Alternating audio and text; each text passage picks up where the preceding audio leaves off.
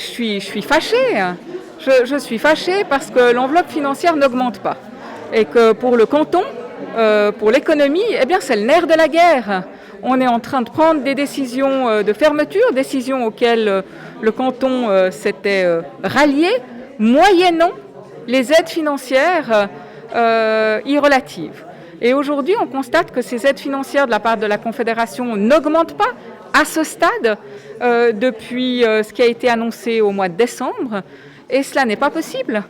C'est le canton qui va assumer, mais le canton va aussi continuer à se battre pour obtenir ces aides financières de la part de la Confédération.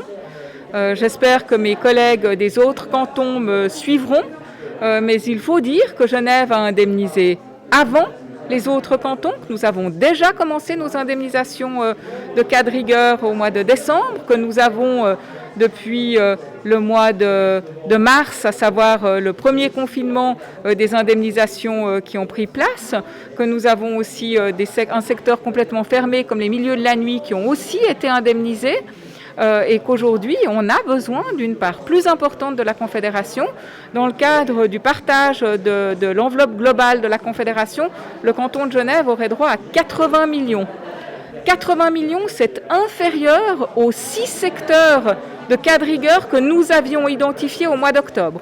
Aujourd'hui, il y a un assouplissement. En cela, évidemment, c'est quelque chose que je salue et le canton de Genève remercie la Confédération d'avoir assoupli les règles d'éligibilité et les conditions d'accessibilité à ces aides pour les cas de rigueur. Mais nous nous offusquons et je suis fâchée, déçue de ne pas avoir une enveloppe financière plus importante. Alors, en ce qui concerne les décisions de fermeture ou plus restrictives, on s'y attendait quand même un peu, même si c'est vrai que le canton n'était pas favorable à la fermeture de certains commerces, ceux qui ne vendent pas des biens de première nécessité ou de consommation courante. La décision a été prise parce qu'il fallait prendre des décisions uniformes sur tout le territoire. Ce qui est évidemment très lourd et douloureux, c'est l'absence de soutien financier immédiat, je dis bien immédiat. Alors, tous les services à la personne sont maintenus, ne sont pas l'objet de restrictions. La seule restriction est dans les horaires.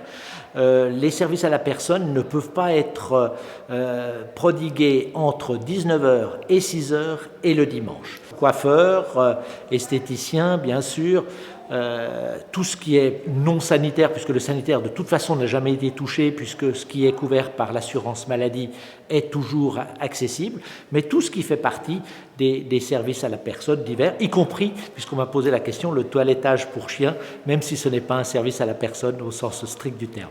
Oui, alors nous sommes dans une situation qui est bien meilleure que celle que nous avons vécue cet automne, puisque nous sommes montés jusqu'à 1300 nouveaux cas positifs par jour. On est aujourd'hui sur un plateau de 120 cas. Ça semble évidemment bien moins, mais il faut bien savoir que pour avoir une maîtrise, il faudrait être au maximum à 10-25 cas par jour. Donc on est sur un plateau, mais un plateau élevé, et avec des soins intensifs qui sont bien sûr bien moins surchargés, avec 6 personnes. Il y a des soins intermédiaires qu'il faut ajouter, 11 personnes, je dirais une vingtaine de personnes en soins intermédiaires et soins intensifs. Donc une situation bien meilleure que celle que nous avons vécue, mais avec une inconnue de taille, qui est celle de ce nouveau variant britannique, qui est installé chez nous, une 50aine de cas, et des cas qui n'ont pas voyagé, donc des personnes qui ont attrapé cette nouvelle souche chez nous, ce qui veut dire qu'elle circule. Quand on sait à quel point elle est davantage contagieuse, cela veut dire qu'en l'espace de quelques semaines, le nombre d'hospitalisations peut exploser.